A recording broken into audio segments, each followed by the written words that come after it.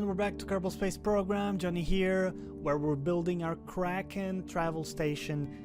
And last time we were looking at the hallway connectors that we're gonna use to connect the different wings. And I had some more, like a little bit more thought on this, and I don't like the idea of having a relay on this, because then it will make it very difficult for us to make sure we got the correct inclination and everything, and that's just gonna lead to all sorts of problems. So we're just gonna keep it simple here and try to make it as symmetric as we can. We've got some RCS tanks and ports, because we're gonna need to maneuver this thing into docking. So that's one thing to remember. And then the other thing is that our drone core has an internal antenna, so we don't need that. It has some electricity as well, so we should be set on that side of things. This is not too heavy, so we just need to think about getting this bad boy into space and then connecting into our probe.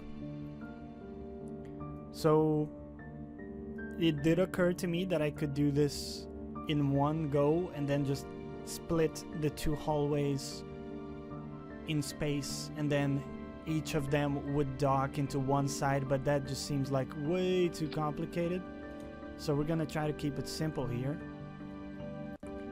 I mean, this one seems like it might be problematic there, but I think we'll still try it. So we're going to do again a fairing here, just because the top is very unfriendly towards aerodynamics. Let's go payload, protective shell, bring it out a little bit, like this. Hold on, that was maybe too much. And then start to bring it in. Right, so you got your needle-like top as well. We're gonna do, I think, something very similar to what we had before, although we could have like a smaller top stage for when we're actually approaching our vessel there. So let's just do like a poodle stage here. Gonna couple that with pretty much what we had before. So might be overkill, but we're gonna go again with the big tank there, followed by the twin bore. How are we looking here? Okay, it looks like we're looking solid. We got a lot of delta V. Hopefully there isn't anything I overlooked. We're gonna find out pretty soon. Let's pop some winglets there. Can go a bit higher than that too, like so. All right, let's give that a shot. Make sure our staging is correct here. We'll find out pretty soon if we forgot something or not, but yeah, this will take some time to put all the pieces together, but I'm pretty excited about it. Again, no pilots on board this time. And then we'll only need like one more of these, and then we'll able to connect the different wings. So if this is a success, next time we'll dock the science wing onto this.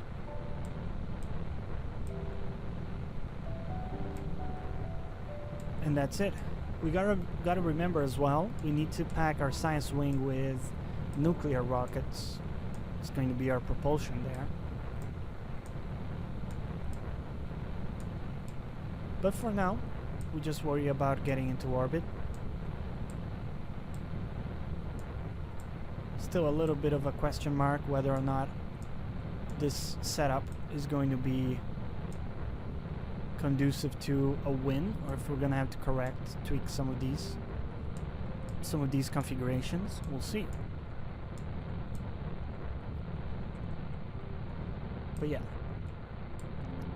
right now I'm having that issue where there are so many games I want to play, and also I want to record all of them for the channel, so it would be responsible to just start all of the games I want to play without like making sure that I would finish at least a very high number of them.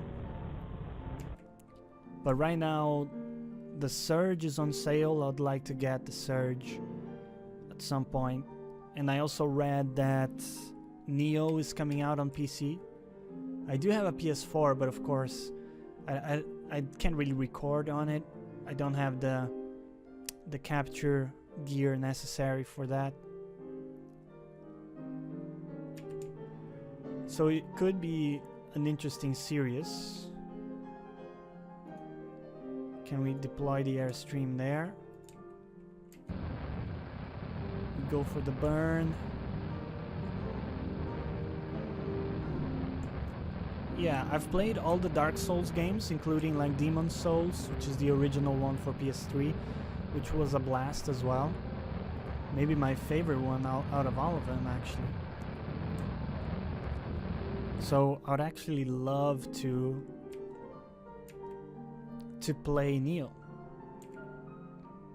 I've seen obviously like reviews and videos about it. It is a little bit faster than what I generally like. Whoa, what happened there? Looks like we're intact, but we have some problems here. We only have this fuel tank left. We're not into orbit quite yet, so let's just make sure we get into a nice and low orbit here. So this little fuel tank is gonna have to be enough. We're ready to cut there. Oh, okay, we cut. We should have gotten a very similar orbit. Now, where is our... There's our central station. So we want to set this as target.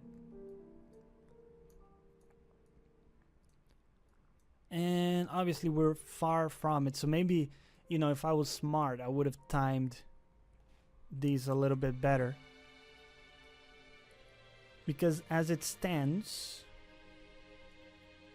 we don't have like the easiest way of provoking an encounter unless we want to wait a long time. So I think the options we have would be to try to catch up, which would mean our orbit would have to be lower than the central section here, but that means it would be dangerously low and would probably come into contact with the atmosphere. So I think what we gotta do here is increase our orbit a little bit. So 125,000, I think that's gonna be enough for us to, at the very least, kind of eventually get to a point where we're gonna be able to encounter the station. And remember, we got actually plenty of fuel left, so we know this configuration works, and we could have lifted even a lot more weight than this, which is good. It's good to know. Now that the warp is over, reorientate yourself for me, and then we're gonna do, I think we do another burn here, just increase our orbit, and then we speed things up to the point where sometime soon the central section is gonna start catching up, and we're gonna have the opportunity to generate an encounter. So let's see, like right now we're kind of opposite sides of the orbit. If we stopped right now and said, hey, is there a way we can generate an encounter with this configuration? We'd have to lower the orbit enough, but it still doesn't look like we're gonna have something workable. Yeah, so our orbit is just too similar at the moment for that to work. One thing we can do, because we don't have all day and I don't want to waste your time here, is... Oh, we lost signal? No probe control. Oh, we ran out of electric charge. Well, alright. Well, now we know that we have a problem with our design there. We need some solar panels to sustain this thing. I thought we were gonna be fine with just a battery, but it turns out our little drone core here uses a lot of power. So let's pack like... Give me... Gonna give me like 4 of these solar panels.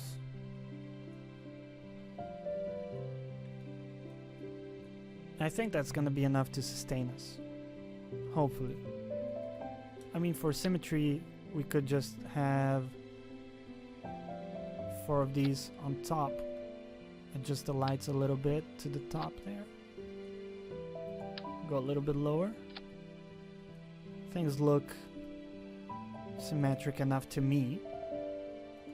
Pop that back in. Gonna give that another shot. Apologies for that. I didn't really count on the fact that we would have to, you know, spin around so much. And hopefully this is going to be, I'm thinking for launch here, we'll be able to catch up to it. Let's see.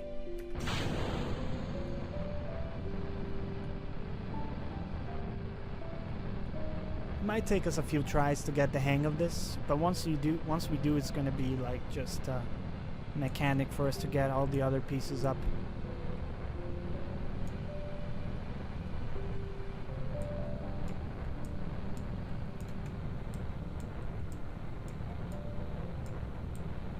So yeah, I was talking about Nioh. Game looks interesting. It's a little bit like a fast-paced game compared to something like Dark Souls was.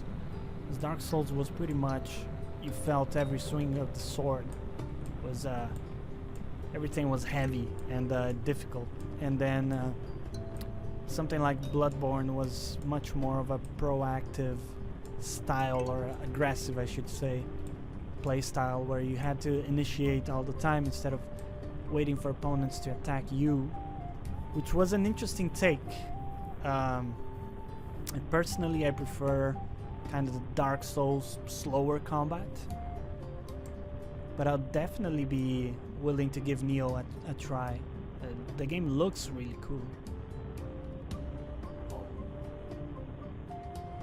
So yeah, I don't know if that's something that's gonna happen or not, because again, it might be ambitious to have all of these playthroughs ongoing.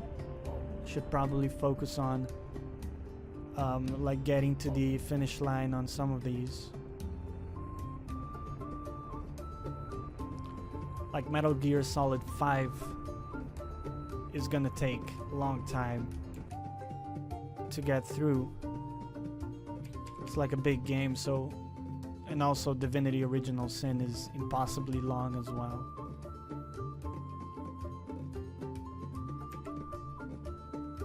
So we'll see what we do with that.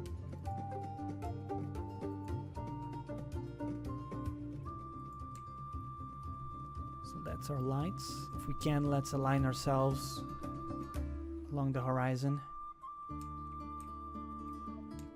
I'd say we're doing better in fuel this time. I think our ascent was a little bit more successful.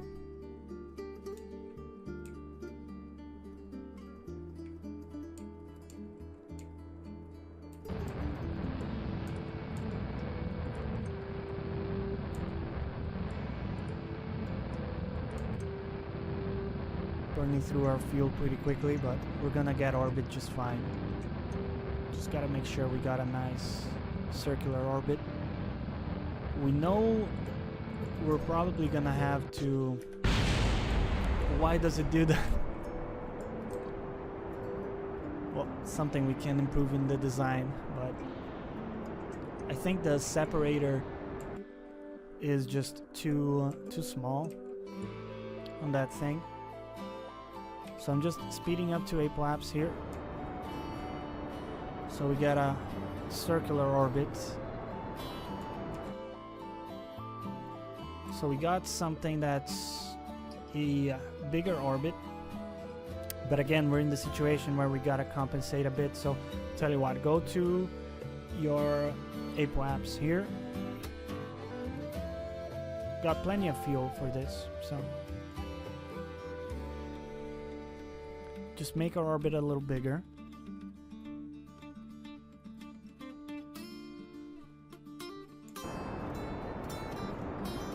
Hit me with like a 150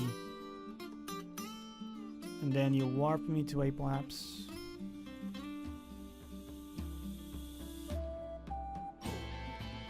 Again, the bigger the difference between the two orbits, the faster the other craft is gonna catch up with us. So since we have a lot of fuel, we probably want to make it like as large as we can. Turn me back prograde. So I almost forgot, we gotta unpack our solar panels here. And because I forgot to assign a group, I'm gonna have to go through these manually. Again, another improvement in the design we're gonna have to make.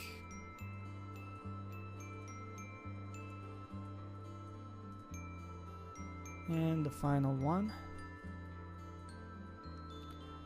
We don't have line of sight with the sun though.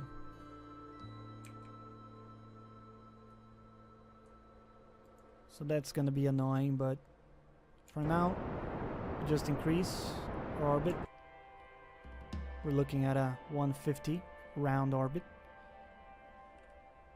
At this point we can speed things up. Electric charge is back up.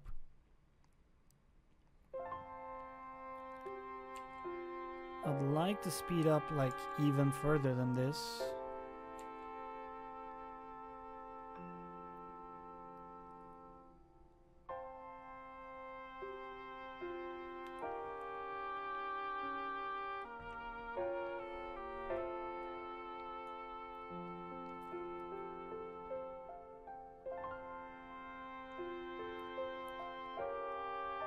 Again, the idea is that this guy is catching up to us enough to produce an encounter. So let's stop there and see if that's the case. We would reduce the orbit, set this as your target.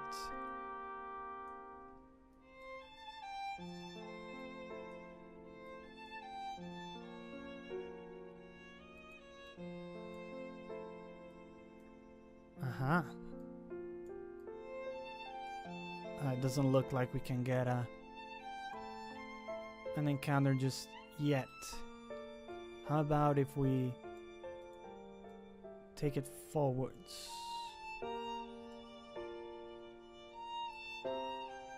Nope, doesn't look like it.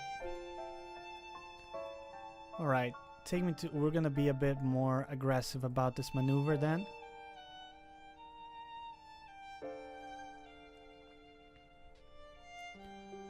We could use smart planning and timing when we launch, but we're gonna use brute force instead. Take me to 300 and then to the apoapse.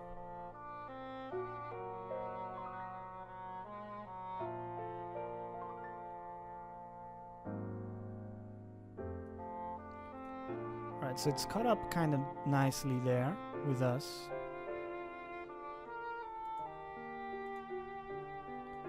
Can we now... Oops. Okay, now we're talking.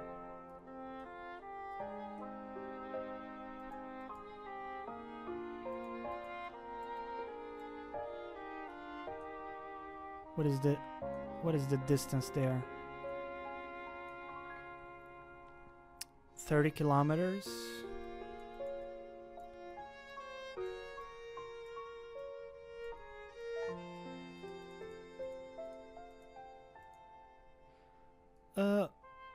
Well,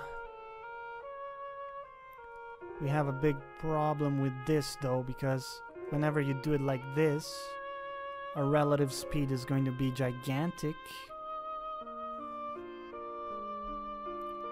So we probably want a compromise.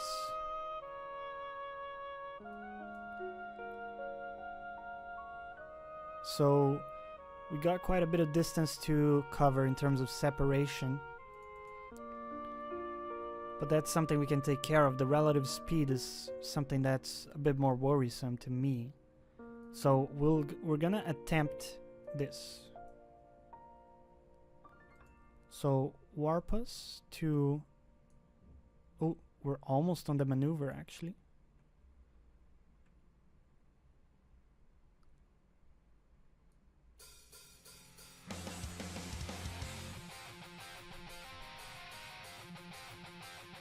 Alright, 10, 9, 8, 7. It's gonna be a 5-second burn. Let's go.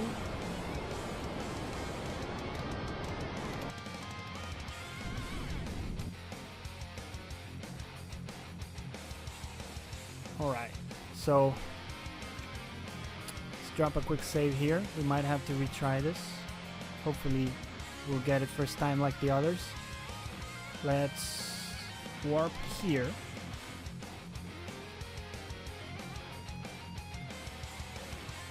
So at least we're not at risk of like re-entering the atmosphere here, which that would be terrible. So right now, have like 40 distance. So if we look at our target, if we lock retrograde and we just try to burn all the relative speed. Okay, we're able to be pretty efficient with that.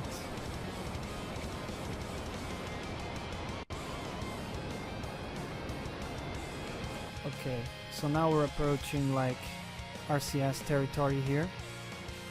Probably want to use RCS.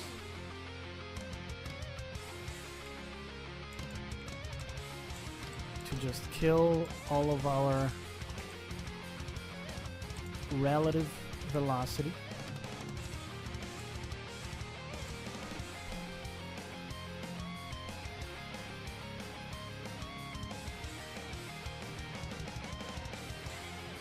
So let's try to, because we got quite a bit of terrain to cover here, let's try to point our prograde marker along the target marker there. What is this is 34 kilometers. Just exaggerating a little bit in order to bring our prograde marker closer. Can even use the main propulsion there. So we're headed straight for our target. It's 30 kilometers away. We're 38 meters per second. So we can probably say like, look at our target here, speed it up a little bit.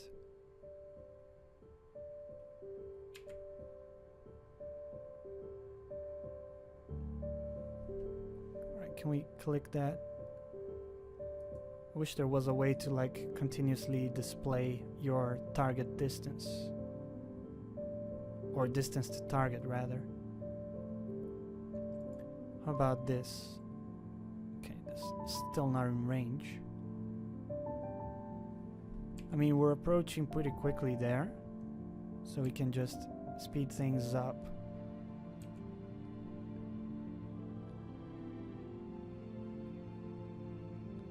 Keep an eye on our nav ball. The moment the prograde marker starts to drift away,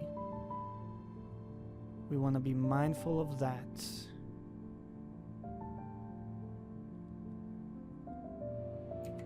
So stop the time there. We want to correct a little bit.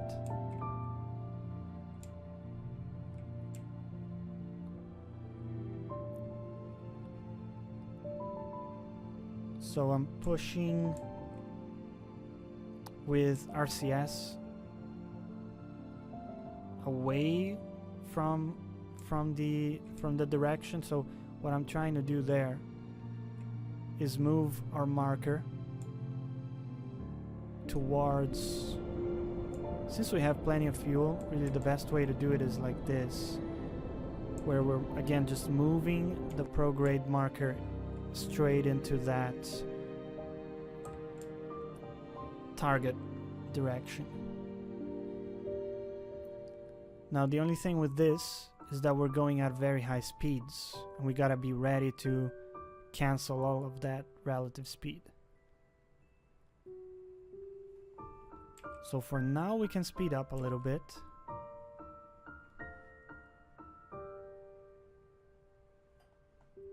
Quite a ways off in terms of distance here, so we're gonna have to be patient.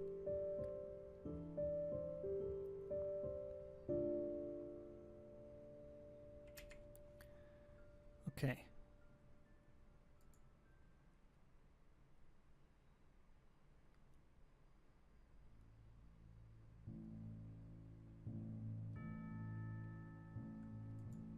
So we're gonna do something similar again. We're gonna burn until the prograde marker is aligned with the target. It is now. We got a considerable speed again. So once again I'm gonna point retrograde there. Speed up time a little bit. Be very mindful of the distance here. 5 kilometers. Okay. Can continue to close in. I say like we wait until like 2 kilometers maybe.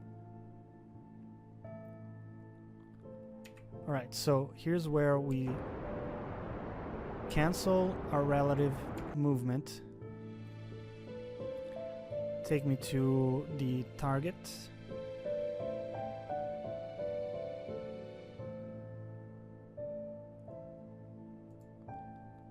We're out of monopropellant, which is a bit bad, but hopefully we can make it work. So again, the idea here is... Ooh, dude, without monopropellant this is gonna be very tough. Well, we're gonna have to use our main propulsion for that. It's gonna be a challenge. Luckily we got some form of maneuverability due to torque.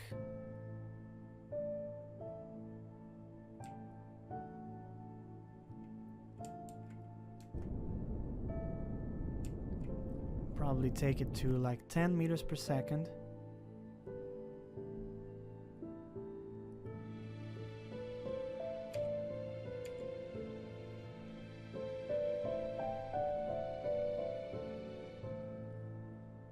We're gonna have to correct that pretty soon.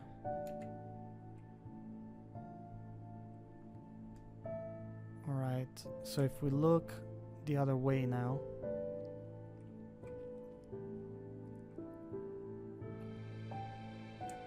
we want to now push that away.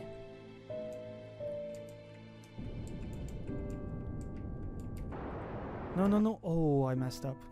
God damn it. Wrong button there. So look retrograde, cancel everything.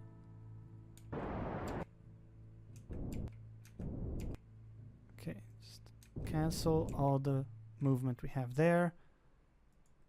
You look to the target and you fire a little bit.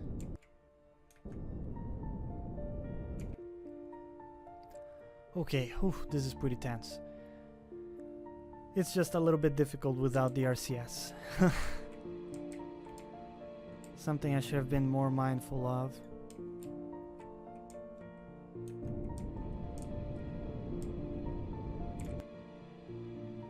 Okay, once again we're closing in.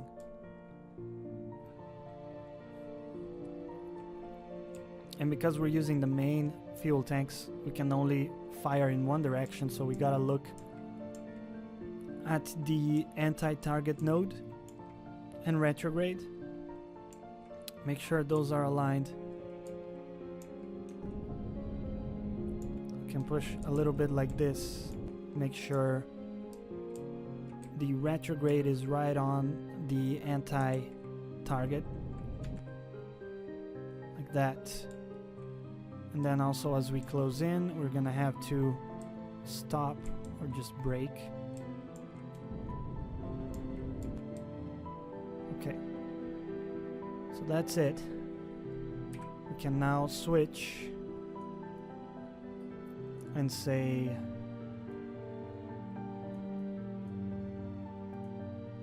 control from here, open docking port, and then turn here. Want to control from here, and we want to set as target. It doesn't let me select it. There, set as target.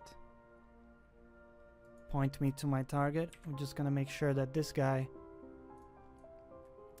is pointing to the docking port. So take me to here. I'm gonna open the docking port. It's not very it's not central, but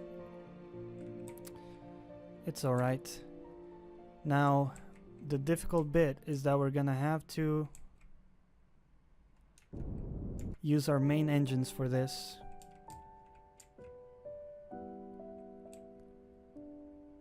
So hold on. Think just cancel for now.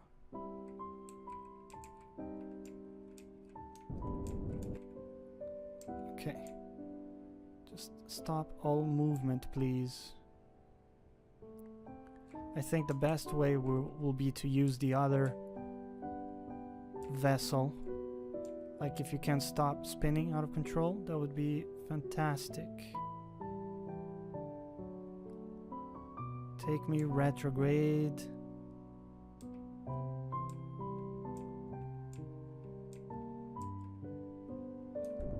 Okay. Keep me pointed at the target. And now here, Jab is going to attempt pack your solar panels in case you crash them. And Jab is going to attempt a nice smooth docking here. So generally not the case that this piece would be the one performing the docking. But nonetheless, it's how it's turned out. So trying to translate, and we've done it. All right. Woo. Okay. Well, are we on the right side? Yeah, we're on the correct side as well. So this is going to be the exterior, or the sender rather. Yeah, I think this is going to be great. So right now we can just ditch you. I mean, we could keep it for fuel, but we don't need it, so just ditch it. We have our docking port there available. Solar panels can now be extended. These are extra solar panels, which, you know, doesn't look bad, to be honest. Was a pretty difficult one, but we did it in the end, and I think it might be the way to go, where we use the RCS from the main part. Perhaps might be the best way to do it. We can also just pack more RCS fuel to these guys, And actually, it might be interesting to forget about it. I was gonna say transfer some fuel to these, but we're not gonna use it in that capacity, so we don't need to worry about it at all. So yeah, I think that's it. It was a little bit harder than we had hoped, but we did it in the first try, which is not bad. We know there's a couple tweaks we may need to perform, but aside from that, I'm pretty happy with the results. So I think we're gonna leave it here for now. And again, hopefully you're excited as I am to be building this thing here in outer space, which is pretty damn awesome. If you are, let me know. As always, thanks for sticking with me, and I'll catch you next time.